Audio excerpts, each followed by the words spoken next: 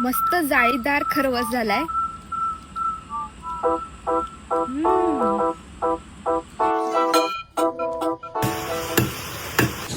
तुम्हाला एक गंमत सांगू का?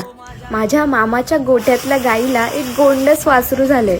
जसं एखादं बाळ जन्माला येतं तेव्हा सगळीकडे आनंद पसरतो, तसंच गोठ्यात एखादं वासरू जन्माला आलं की सगळीकडे आनंद पसरतो। आणि हाच आनंद साजरा करायला एखादा गोड पदार्थ तर बनवायलाच हवा की नाही। तर हा आहे चिक्का, म्हणजेच ज्या गाईला वासरू होतं त्याच्या दुधाला म्हणतात चिक्का। इंग्रजीमध्ये याला कोलोस्ट्रम असं म्हणतात। बरं, गोठ्यातली गाय वियाल्यानंतर खरवस बनवण्याची पद्धत ही कोकणात आहे।